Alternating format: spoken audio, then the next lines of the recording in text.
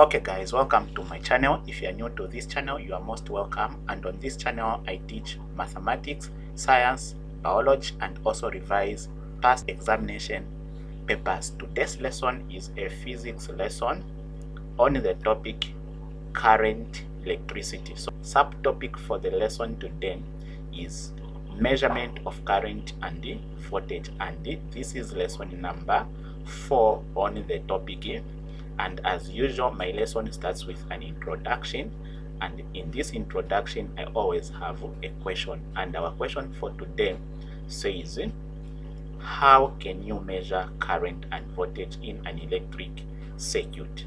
So we are going to answer this question to see how you can measure current and voltage in an electric circuit. All right, so let's look at the measurement of electric current and the voltage. So current is measured using an instrument called ammeter, while voltage is measured using an instrument called the voltmeter. So here is a voltmeter that you will find in a school laboratory, and here is an ammeter that you will also find in a school laboratory. So it is very important, before you start using an apparatus, it is very important that you know the readings or the graduations indicated on it. You know how to read them properly before you start using the apparatus. So let me just give you an idea of how you can understand some of these apparatus used in the school laboratory. So for example, you have these numbers here, we call graduations here. These numbers here are used to read the voltage, the value of voltage, and this V here represents voltage, which is the unit, and also it shows that this apparatus is a voltmeter, and this is a pointer, and this pointer moves to indicate the value of the voltage. So for example, we have values ranging from 0 to 15. So we have 0, 5, 10, 15. So these values differ from each other by 5 units. So since they differ from each other by 5 units, you need to know also these smaller marks indicated here, which have no numbers with them. You need to know what numbers do they represent. So for example, you see we have these smaller ones, which are 1, 2, 3, 4, 5. 1, 2, 3, 4, 5. Yes, we have also these that are a bit larger than these smaller ones. They are 1, 2, 3, 4. So since there are 4 and this is 5, it means if you are at 0, you are at 1, 2, 3, 4, then 5. So you move in the same manner. 6, 7, 8, 9, 10. All right, so now we have known that these that are a bit larger than these smaller ones, they represent actually 1 unit. So from 0 you have 1, 2. Now how about those smaller ones? So those smaller ones here now, they represent 0.5. For example, you are at 0, 0.5, 1, 1.5, 2, 2.5, 3, 3.5, 4, 4.5, 5, 5.5. So you need to know how to read these. All right, so let's shift to an ammeter here. So this is an ammeter, and the units are used to indicate current is called, the unit is called ampere. Current is measured in units called amps, and an ammeter, since it measures current, you have seen these units here, they are being said to be amperes. So that's how we know that this is an ammeter. All right, so with this ammeter now you have 3 graduations or readings. You have the first one here, and then you have the middle one here, and then you have the bottom one here. So the first one here starts from 0, then this one is 0.3, which means 0.3. This is 0.6, 0.6, this is 0.9, 0.9, This is 1.2, this is 1.5. Then the middle one has 0, 0.5. Then here we have 1, 1.5, 2, 2.5. Then we have 3. Then at the bottom one, we have 0, 5, 10, 15, 20, 25, 30. So if you are using such an ammeter in a school laboratory to measure current, how do you use such an ammeter? So such an ammeter, also when you check here properly here, you have also 4 connections here. You have 4 connections. 1 for the negative, then 3 of them for the positive. So on top of this one here, it is written 1.5. So meaning that the highest current, when you use this, the highest current the ammeter will measure is 1.5. So it means when you connect this one as the positive, this one as the negative, then it means that you are using the first reading here, the top reading here, which goes to 1.5. So when you check the second connection here, is written 3. All right, so it means you are using the middle reading here, which goes up to 3. So the highest current that can be read if you connect negative and this positive, as you use this ammeter to measure current, the highest current it can measure is 3. And then this one which indicates 30, it's the bottom one here, which goes up to 30. So if you have connected the negative here and the positive here to use this as to measure current, then the highest it can measure, the highest current it can measure is 30 amps. So you need to understand how this works. All right, so I hope you are getting what I'm talking about. All right, so now let's look at how these are connected in a circuit.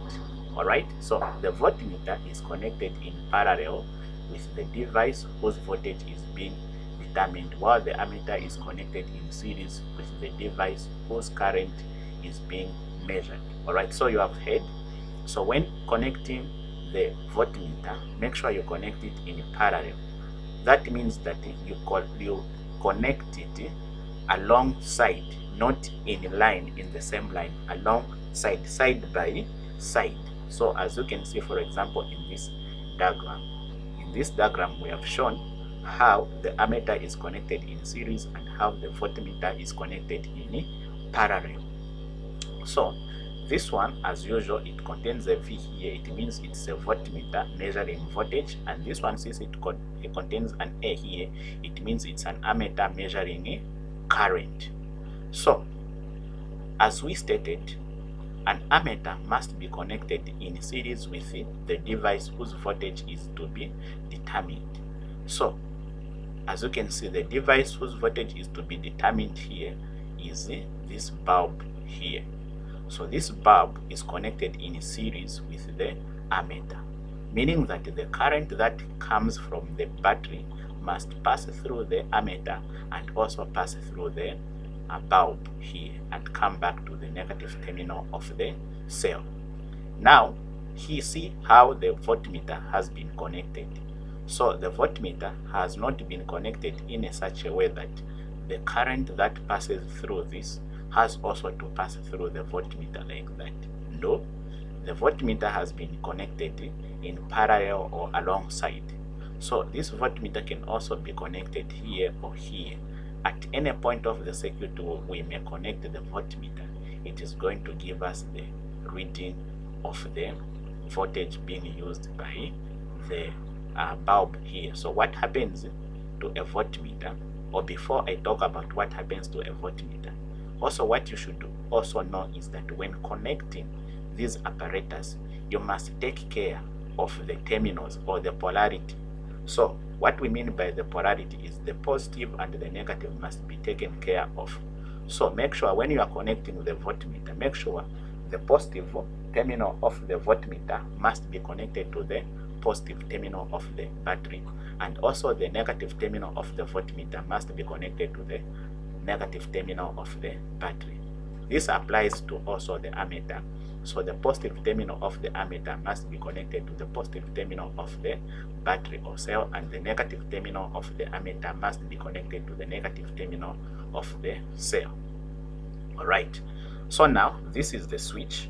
Yeah, so how does a voltmeter measure voltage? So the voltmeter, since it is connected to the positive, it reads the voltage going this way and the passing here being used, and then when it is used it comes back here, and also it tests what is coming back and compare and subtract and give the reading. That's how it measures what went and what came back, and it will give you the difference. That's why voltage is also known as potential difference. All right, so I hope you understand. So let's see now how we use these apparatus to measure voltage and the current. So you need to have a table here for collecting data. So we have a table here, and this column represents voltage, meaning that this column here is used to record the voltage as shown on this voltmeter, and this column here current, so it is used, this column, to record current as read from the ammeter here. All right, I hope you are getting me. So we have a switch here, so when the switch is closed, we are supposed to read the voltmeter here, I mean the current here, and then also the voltage here. But before again you go into reading, just as I said, you need also to study how these work. For example, you have 0 here, you have 4, you have 2. I mean 0, 1, 2. So what about these lines? What do they represent? So this line, since it is on the middle of 0 and 1, this means 0.5 then 1. So this means 1.5 then this is 2. Then when you come back to, or when you come also to the voltmeter, you also see that between 0 and 4 here, there's another line in the middle. So this line must divide this thing here. So this means 2. So if you have 0, 2, 4, 6, 8. All right. So now let's look at how to use this. So if we have a cell here, so let's try to close the cell and see what will happen.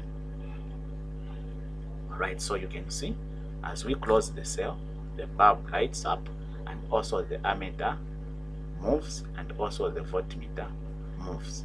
So here it moves to 0.5, and we indicate here 0.5, and here it moves to 2, and we indicate here 2. Right? So this is how we read. So let's also switch it off, and let's put another cell. At least we have 2 cells. Now we have 2 cells. Let's also close the switch. Let's see the current move. All right, so now here it has moved to 1. So we indicate here 1. We record it 1 here. And here it has moved to 4. We record 4 here under voltage. All right, so let's switch it off. Again, let's add another cell. All right, so let's now switch it on again. Okay, so here it has moved to, current has moved to 1.5. So here we have indicated 1.5. Then voltage here has moved to 6. So here we have recorded 6. So now we are done with recording. So this is just how we read current, or how we measure voltage and the current. So let's continue with the data analysis. So let's go and try to plot these values on a graph and see what we can have. Okay, let's plot a graph of voltage against current using the data in the table. So this is the information now we have that we have collected. We had voltage 0, 2, 4, 6, and then current we had 0, 0.5, 1, 1.5. All right, so always when you are plotting, you need a table like this one here.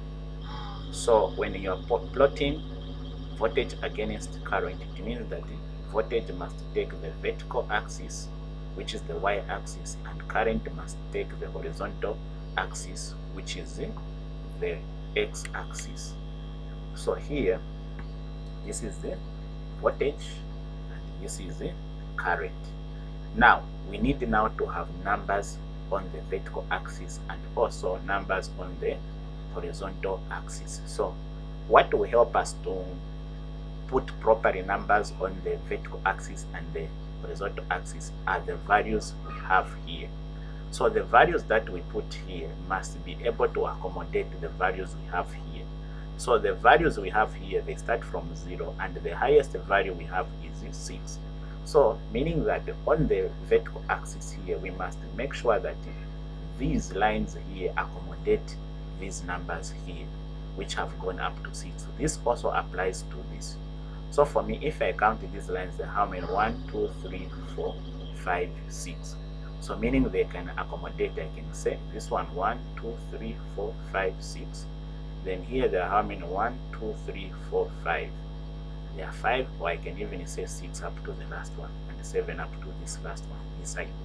But however, since the largest or the highest value here is 1.5, so what I can do here is just to also say, okay, the smallest is 0.5. So I can say if this is 0, 0.5, 1, 1.5, 2, 2.5.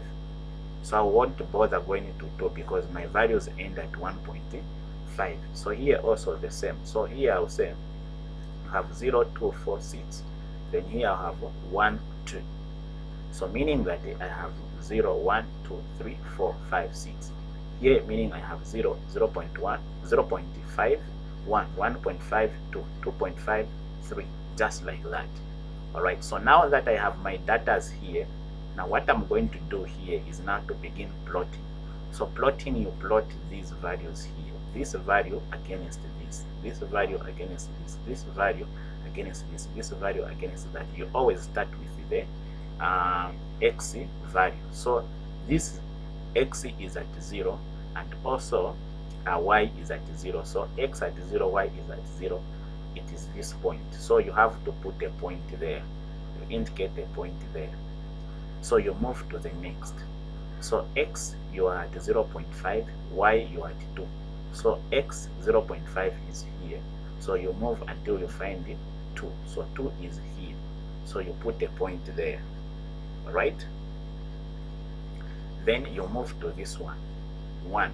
So 1 is here. Then you need to go to 4. So you move to 4. So you see 1, 4 is here. So you put a point there. Then also you come to 1.5. 1.5 must be here and you should move to 6. So you move to 6. So here. So now that you have finished putting the points, the next thing is to draw a straight line now, or a line joining these points. So you draw a line like that. So after drawing a line, now we are analyzing now. Let's try to calculate the gradient of this line. So gradient of this line or graph will be given by m, representing a gradient is equal to change in the y value, or change in the value of y divided by change in the value of x.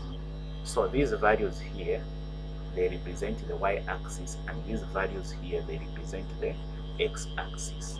So gradient is always change in the y-axis or y value divided by change in the x value. So for example, us will pick just 2 points. Let's try to pick 2 points on the line on which we are going to calculate our gradient. So we'll pick this point and this point here and make simply a triangle like that. So when we make a triangle, what we are going to do is to get the values here. This point here represents 1,4 and this value here represents 0,0. So once we do that, now we need to know change in y. For this point, the y value was what? Was 0. On this point now, the y value is what? Is 4. So have we seen a change? Yes. On this point, it was lying. The y is lying along the x-axis, so it is 0. So, and again on this point, y is lying along this line here, which is indicated by 4. So there's change. This point was at 0, now it has gone to 4. So in calculating here, in indicating the change in y value, we say is equal to, so we'll say 4 minus 0. So 4 minus 0, that's the change or difference. Then we'll say divided by change in the x value. So change in the x value is also, we look at this value which represents the x. So this now x here now is at this line here, which is at y, which is at 0x axis. Then when you move to this point now here, you will now go to 1. So you are at this line now, here, line. So the difference now between this and this is now 1 minus 0. That's the change. So 1 minus 0. So 4 minus 0, 4, divided by 1 minus 0, 1. So 4 divided by 1, which will give you 4. Gradient is equal to 4. And gradient has got no units in this case. So now we are done with this point. Now let's see if we can calculate also gradient at some other 2 points and compare.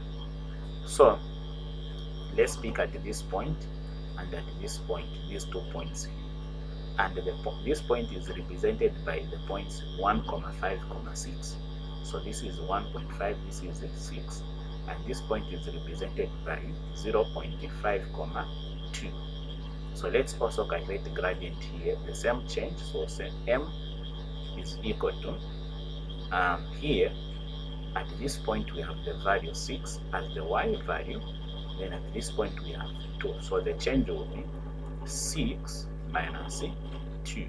So say 6 minus 2 divided by, so at this point also here we have our value for x as 0.5, and at this point here we have our value for x at 1.5. So say 1.5 minus 0.5. So 1.5 minus 0.5.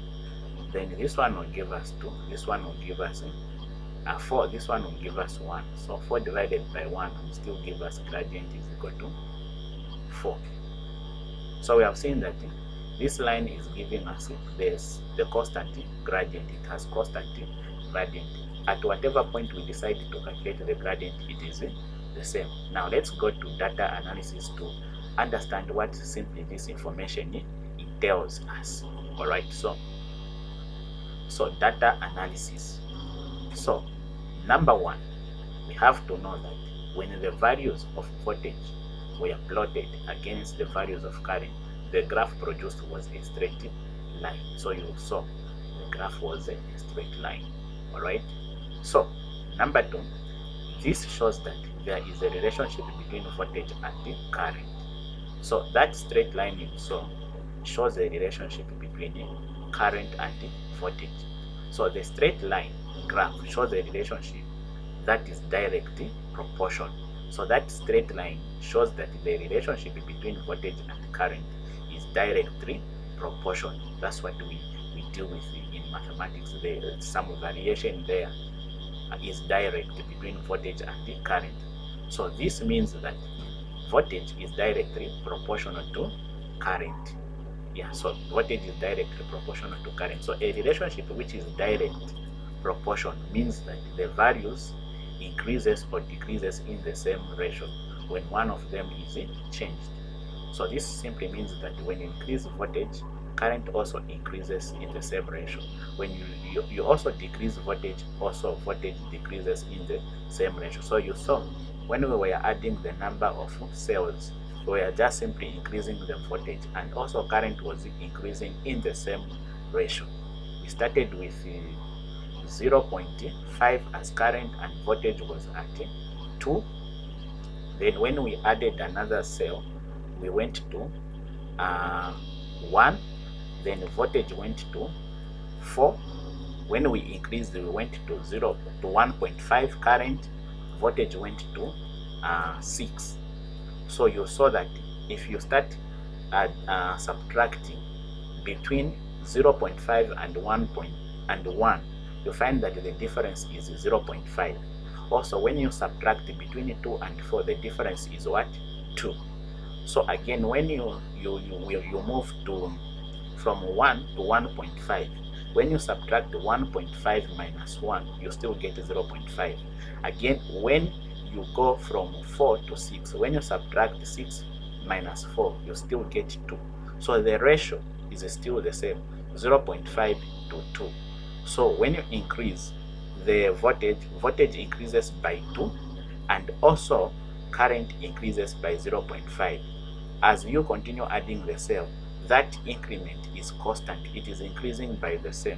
That's what we mean by the same ratio. All right. So here, the gradient of a straight line is always constant, as already shown. So you saw the gradient which was straight. When we calculated the gradient, I mean you saw the graph which was straight. When we calculated the gradient was constant. So that constant just shows that the relationship is direct, and the gradient of the graph is called resistance. That's what we call. So that value we are calculating, which was 4, is called resistance. All right. So this relationship between voltage and current is called the Ohm's law. So this relationship which we are studying when we are measuring voltage and current, that relationship which is there, where the value of voltage divided by the value of current at each measurement is constant, that value is called resistor, and that relationship is called Ohm's law. And Ohm's law states that current I flowing through a conductor is directly proportional to the potential difference V across it, provided the temperature and other physical quantities of the conductor remain constant. So this is Ohm's law. You need to study it and memorize it. So mathematically, this relationship can be represented as follows. So we can say V is directly proportional to current. That's what we can say. So where now we can say this symbol proportional means proportional to. All right. So when we introduce a constant of proportionality in that equation, the equation becomes as shown below. So it becomes V is equal to Ri, where R is the constant of proportionality and it is called resistance. So this is where now this value of resistance comes in this equation. All right. So this equation is known as Ohm's law. Or let me say this equation is Ohm's law stated in form of a formula. So Ohm's law in form of a formula is simply this equation. All right. So the SI unit of resistance is the ohms, represented by the symbol, this symbol here, and an instrument used to measure resistance is called the resistor. So we use a resistor to measure what? Current, I mean resistance. So let's look at some examples now. So we have example 1 here, which says a resistor rated 10 ohms allows a current of 2 amps to flow through it in a simple circuit. Calculate the voltage across the resistor. So here we are going to use the same formula. So to answer this one, we say answer voltage is equal to I, which is current, times R, which is resistor. So as always, we need to put some data or information that will assist us to answer the question. So we are told in the question, calculate the voltage. So what information do we have? So we have voltage, we don't know. We have current given. Current given in the question is this one, 2 amps. Then we have also resistor given is this 10 ohms. All right. So now, since we have these values and we don't know the value of voltage, we'll just substitute this into the equation. So we'll say voltage is equal to, where there's this I, we will put 2. Where there's R, we'll put 10. So say 2 times 10, and when we multiply this will give us 20 volts. Voltage is measured in volts. So let's go to example 2. Example 2 says a voltage of 12 volts is needed to drive a current of 2 amps through a wire. Find the resistance of the wire. So we are asked to find the resistance of the wire. So again, we'll say answer and put our formula here. Voltage is equal to current times the resistance, and our data here. So voltage is 12 volt, then current is 2 amps, then resistor is an unknown. So we'll make resistor the subject of the formula by saying V is equal to I times R. Then we'll divide both sides of the equation by I to make R the subject of the formula. So say this side divided by I, this side divided by I. Then we'll cross the I there. So we'll cross I there, will cross I there, also will cross. So we'll have V over I is equal to R. So that I has already been crossed. So now we have R. So we have made R the subject of the formula. Now we can just rearrange our equation as shown by making sure that we begin with R in writing our equation. So we'll say this goes like R now is equal to voltage divided by current. Now we can substitute. So we'll say R is equal to, now voltage will put 12 divided by current, which is 2. So 12 divided by 2, it will give us 6. So R is equal to 6 ohms. Alright. So guys, we have come to the end of the lesson. If you enjoyed the lesson, give it a like. And also, if you haven't subscribed, please consider subscribing. Alright. Thank you for watching, guys. Alright. See you in my next lesson, and please, peace.